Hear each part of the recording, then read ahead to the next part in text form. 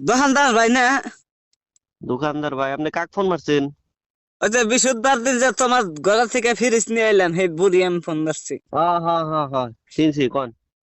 কই মানে কি ফিরিস আইনা রাখতে না গেলাম, হ্যাঁ হ্যাঁ। ফ্রিজের মধ্যে কলা থে দিছি। আচ্ছা। কলা থিয়া ঘুমাইছি রে, হানা ওইটা দিছি যে কলা কালা হয়ে গেছে গা, গুইলা গেছে গা, কেবা হয়েছে কা। ফ্রিজের মধ্যে আপনি কলা থা দিয়েছেন কে? কলা ফ্রিজের মধ্যে রাখলে তো ওইরকমই হবো। কেন ফ্রিজ ঠিক করে যাবো না?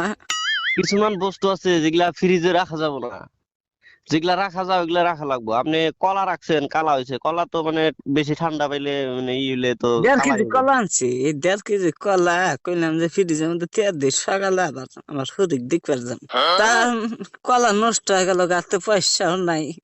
কলা যে ফ্রিজ নষ্ট হয়ে গেল তোমার ফ্রিজের জন্য, কি ফ্রিজ কিনা দিলা? ফ্রিজের ভিতরে মাসে কাঁচা সবজি